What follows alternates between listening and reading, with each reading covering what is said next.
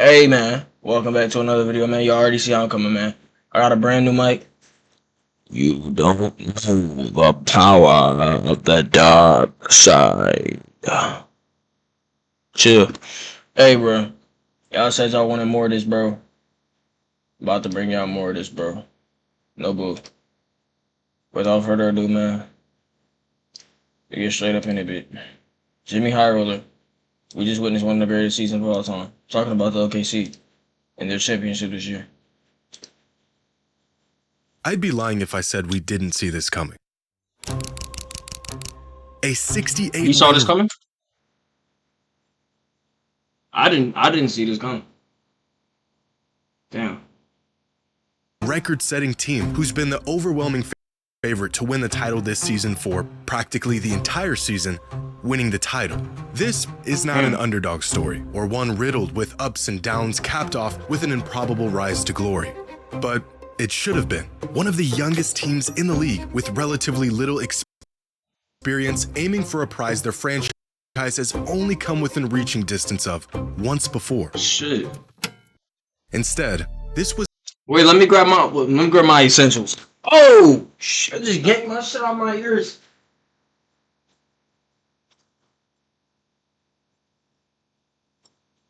Do y'all know what I'm grabbing?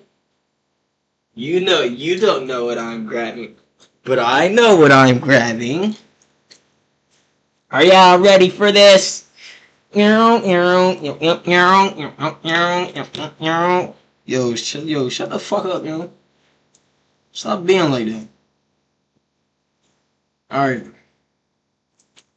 A 100-game slaughter, a season of blowouts, absurd margins, awards, and shattered records. A season so dominant that skepticism turned into optimism, which quickly became expectation. And yet the 2025 OKC Thunder didn't just meet those expectations, they blew them out of the water. All of them, because the Thunder aren't just champions.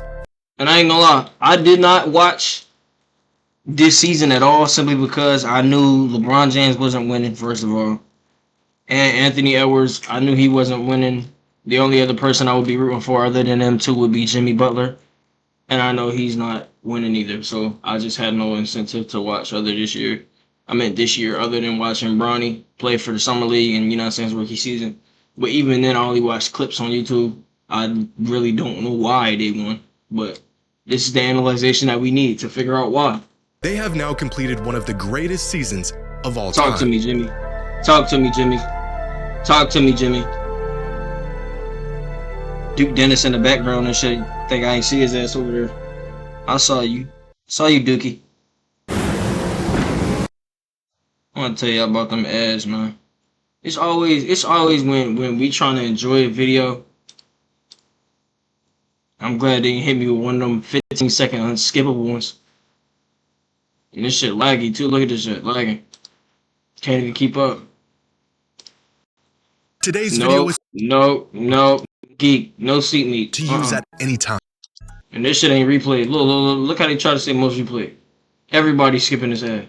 The NBA, 79 different teams have been crowned champions. 79 teams that beat the odds and achieved basketball immortality. But even among champions, there's an even more exclusive club. Teams that didn't just win a title, but set entirely new standards on what is achievable in a single season.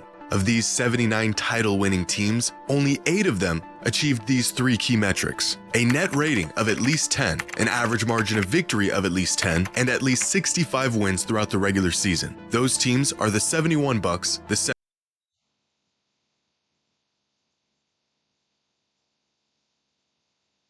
I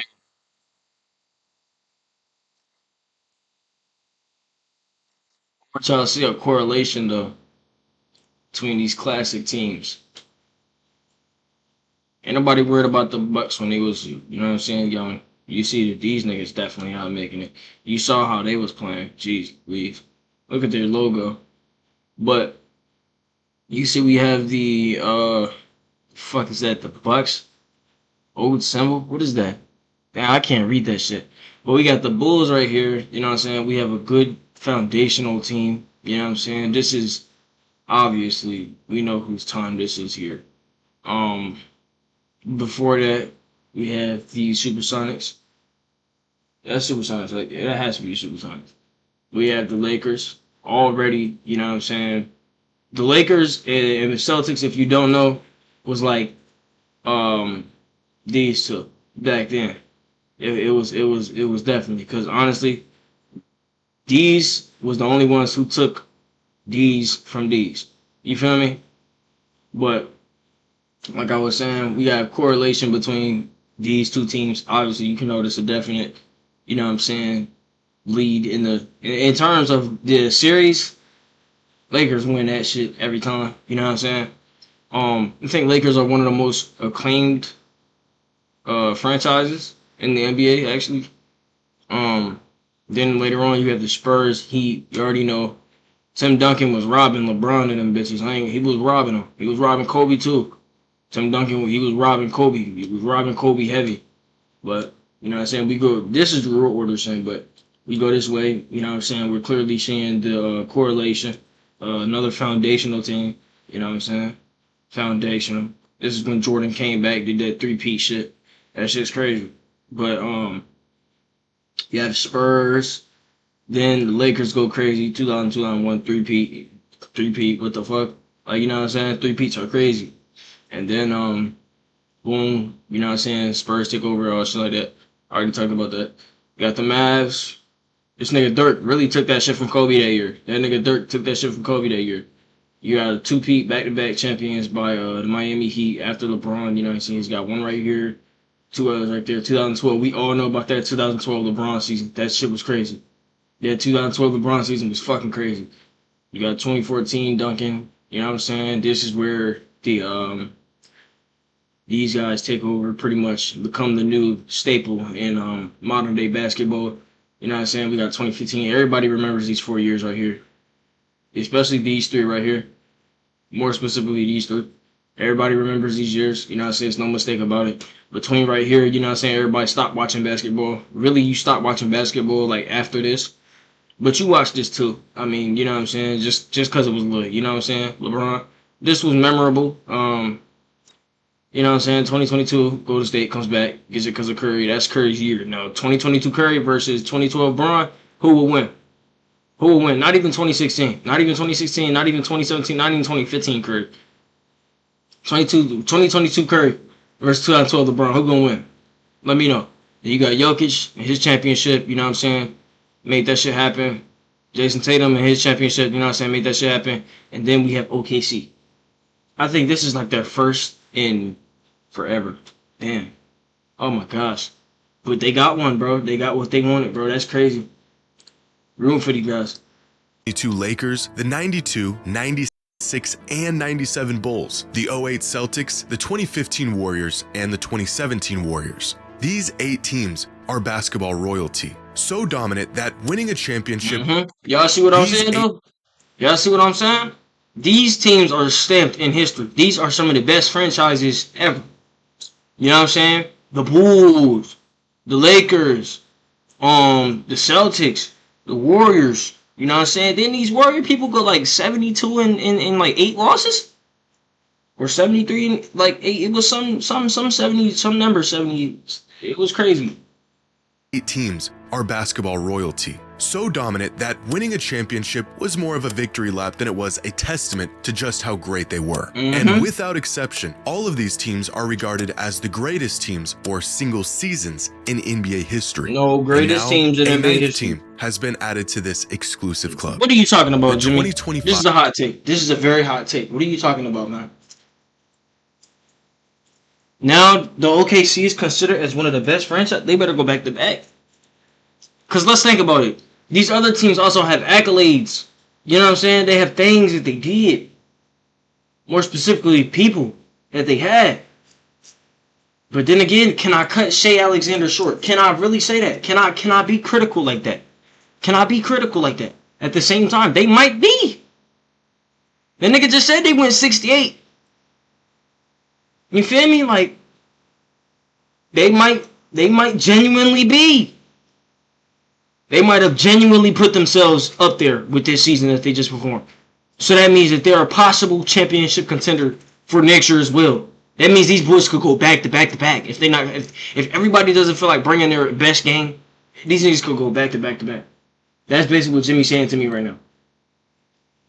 OKC Talk to Thunder, me, Jimmy. but to say Talk they to have me. simply Talk to entered me. this club would actually be an understatement. Because throughout the 2025 season, the Thunder finished with the 6th best record of all time, the 2nd highest net rating of all time, and the largest margin of victory in the history of the league. By all measurable accounts, the 2025 Thunder have asserted themselves among some of the greatest seasons in the history of the league. In fact, they weren't just beating everyone. The Thunder spent the last 9 months completely eviscerating teams. In the NBA, a 20-point victory is cited as a blowout. On 29 different occasions, nearly a third of all of their games this season, the Thunder were up on their opponents by 20 points or more by the end of the 3rd quarter. Which means 1 in every 3 games was already deemed a blowout.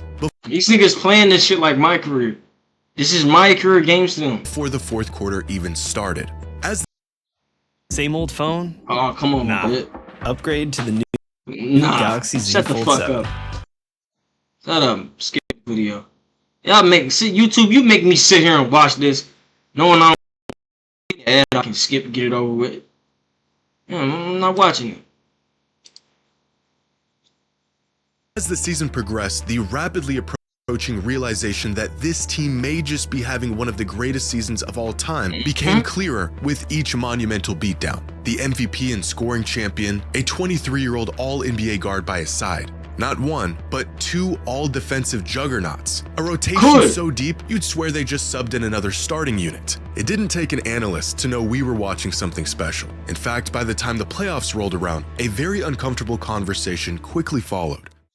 They are 4 wins away, Demonze, from one of the single greatest seasons in NBA history. Like they've won 79 games between the regular season and the playoffs. They can be as extravagant and arrogant as they wish. They just aren't. Are we seeing the potential of an all-time great team here? The NBA should be worried. Is this team truly one of the greatest teams ever? Or at the very least, are they having one of the greatest Look how this nigga looking at me. You trying to get you trying to get cemented in history. Oh, this motherfucker trying to be in history.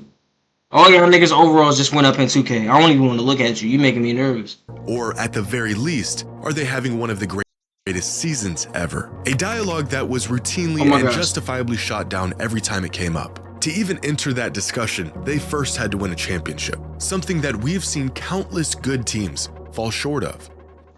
But not this one, checking the final box on a season that is now certainly in that rare and exceptional group. But of all the things this Thunder team has in common with the greats that came before it, how they managed to pull it off is what sets them apart. Among the requirements of nearly every championship team are talent, depth, defense, execution, and experience. After all, the one glaring hole in OKC's armor going into the playoffs was their lack of it. The regular season and the postseason. Everybody was saying this about this team. They're not going to win because they don't have enough experience. They have to formulate. I'm saying at the same time, this is the best young team there's ever been. That's what I heard. That's what I'm hearing. You know what I'm saying? From a man looking on the inside, on the outside in. You know what I'm saying? I'm looking in here from a window. You feel me? And that's what they saying. They saying it's the best young team ever. That's the mid-season projections. Mid-season projections. They won't win, but they're the best young team ever. Nobody took that away from them. Explain to me, Jimmy. Talk to me. Enlighten me. Have become so disconnected in recent years that winning 68 games in historic fashion isn't nearly convincing enough if you haven't proven yourself in the playoffs. And as we all know, the road to a championship usually takes years, with countless casualties along the way. Players coming and going, heartbreak, entire roster identities changing in search for a winning formula. But this team didn't just win it all. They won it way faster than they should have. Over the last 3 seasons, the average age across the NBA is about 26.8 years old. The youngest team to do this shit. Throughout that same time span, the average age of championship-winning rosters is about 2 years older, at 28.8 years old. Championship rosters are usually comprised of players with more experience, they're more battle-tested, and in many cases have spent years falling short of a championship before they finally achieve their ultimate goal. Yo, when this nigga Jimmy pull out this chart, you know it's ready to get wicked. I told y'all about this nigga charts. When this nigga pull out this chart, damn. Wait till you ask that question. And guess where the Thunder's placing is? That shit finna be all the way back. That shit finna be all the way back. All the way back.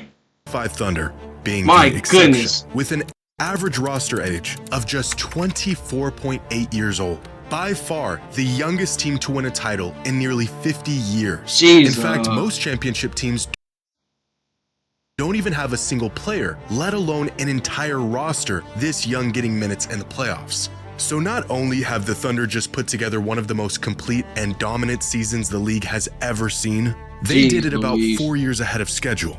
So what is next for a team that essentially checked off every single... So these guys have 4 more years to get some championships? So you mean to tell me that Shea's gonna go down as one of the all-time greats? And this nigga Chet Holmgren, he's already, like, I remember how he was projected in high school. Really, I doubted him. I doubted him heavily. And now he's a champion. I was like, this guy, this skinny guy, the new Wembanyama. I mean, I seen him dribbling with the pull-up and shit like that. I thought he was a little bit arrogant. I ain't gonna lie. That's why I didn't like him also. I thought he was a little bit cocky. But lo and behold, look at what he's done. He's really a champion. He's done it. He shut me up. He has the right to be arrogant. Jaren Jackson, whatever your name is. I didn't think you were gonna be something. Then you got the guy JW.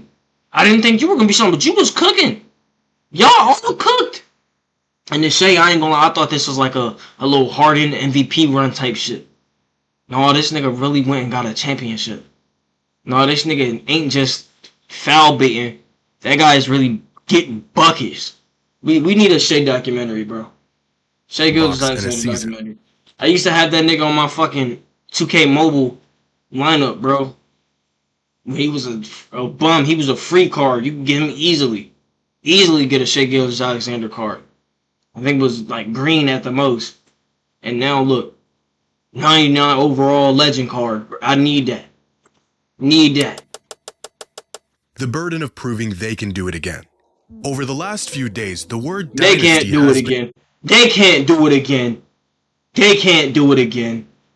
Oh, no way they do it. Nah, no way they do this again. What it means to be a dynasty and what it takes to build one. No way the they current do this era again. of the NBA has taught us anything, it's that dynasties might They just don't be a do thing of this the again. past. Every It is. generation has seen at least one of these teams, whether it was the Celtics and the Lakers in the 80s, the Bulls of the 90s, the Lakers and Spurs in the 2000s, and the Warriors in the 2010s. And they have played a pivotal role throughout NBA history.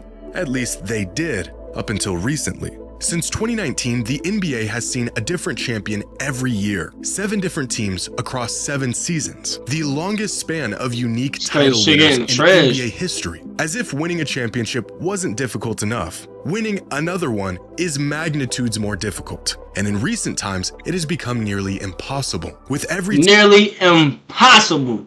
When you got another team gunning at you, and I mean, these people are all working.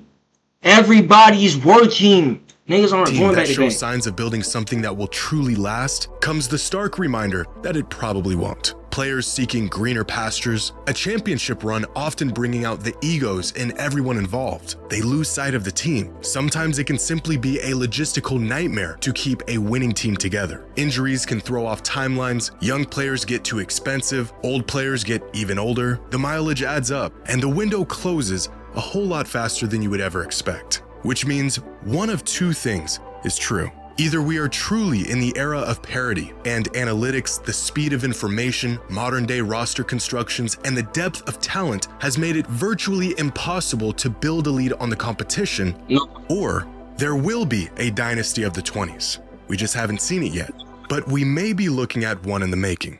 In a league where talent is a rotating door and assets are thrown around like cheap commodities, the Thunder have taken an unconventional route to a title, actually developing players and building from within. Roster continuity is an ever-increasing point of... If y'all didn't know, Oklahoma City Thunder GM did make this known that they were building a full team of young people, good young people. These niggas have had this in the works. And this isn't just a random thing. They planned this out. So low-key, they had the potential to go back-to-back. 3-peat, maybe. 3-peat is like a 20% chance. But back-to-back, I'd give them a 45. Honestly, they have the chance, bro. You know what I'm saying? Because they built this from the inside up. The inside GM, they was saying, you know what I'm saying? You feel me? That's what they wanted. They got it. In the NBA today. Recent history has shown that the once viable method of building top-heavy super teams centered around a couple of superstar talents with little to no supporting cast was a failing model. The smartest organizations around the league shifted their focus away from acquiring top-end talent at any cost to the more traditional and sustainable model of developing players from within and acquiring pieces based on fit rather than sheer talent. And no team has mastered the art of drafting, developing, and fit better than the Thunder have. Since 2019, the average roster continuity among championship teams, essentially how much a team stayed the same from one season to the next, was about 61%. That means, on average, 61% of these championship teams' minutes were filled by players from the previous season's roster. The 2025 Thunder had a roster continuity of 79%, meaning the vast majority of their minutes were played by guys who they purposefully built around rather than outsourcing. In this new era of deep, consistent rosters where chemistry and fit matter just as much as talent, the OKC Thunder have built the youngest, most continuous roster in the entire league while being the best team in the league. But the anomalous nature of this team doesn't end there. Want to glow up? For your phone? With Verizon, everyone gets a free phone on any plan. And now I have Google Gemini. Here's another beauty tip. Shh, let's keep this between us. Get in on this. Go ahead. It's like a bed. No, chill. Keep bumming ass shoes out my face. Because the Thunder's front office has built this team for the future. I think they would be the first to admit that this immense success, although part of the plan, was not expected to come this early. And evidence of this can be found here. Among the championship teams in this era of parity, the 2020 Lakers have had the lowest payroll, winning a title with just the 11th most expensive team in the league. These other rosters sitting well amongst the most expensive teams in the NBA at the time. This year's Thunder roster had the 25th highest payroll in the NBA. This team has their future growth already baked into the numbers. Where many teams of the past had to break up their core or watch key players walk away due to money, the Thunder are one of the cheapest rosters in the league, giving themselves room to offer the highest bid to anyone who may want to leave or inevitably be up for an extension. They say money can't buy championships, but it sure does help. Fortunately, the Thunder just won one of the cheapest rings in NBA history. But possibly the largest positive indicator for the future of this team, and a reflection of just how abnormal their accomplishments are, is the fact that they are the sole owner of the largest draft stockpile in the entire league, with 24 picks over the next 5 seasons. Now, this has been a big development over the last couple of seasons, just how good the Thunder are while sitting on 1 million picks. But the Thunder actually winning a championship changes everything and makes these assets look even more unbelievable. You want to see the cost of trying to win now? The teams that are highlighted represent the 8 teams that made it past the first round of the playoffs this season. Nearly all of them near the bottom of the league in terms of draft capital. Even more shocking, when we highlight the last 5 championship teams, they are the bottom 5 in the league in terms of future draft picks. Winning comes at a hefty price. A price that the Thunder managed to completely evade. Outside of OKC, the only team that made it out of the first round while maintaining more than their fair share of draft picks were the Pacers. Every other team that is within vicinity of OKC is nowhere near even competing for a championship right now. In fact, the only reason why a team should even have as much draft capital as the Thunder do is if they have essentially forfeited the next season or two in an attempt to rebuild. Meanwhile, the Thunder just completed one of the best seasons of all time while simultaneously building a gluttony of assets for the future. This is unheard of. Usually, in fact, almost always, you do not get to be good now and be good later. You have to go all in on one or the other. Except, of course, if you're Sam Presti and the Thunder and you are attempting to do what no team can seem to pull off, be the next great NBA dynasty. But as it stands, the 2025 Thunder have already defied the odds. A young, small market team that was built from homegrown talent, not only stamping their name in every record book, but cementing their legacy as NBA champions and doing it smarter, faster, and about as unlikely as any team ever has.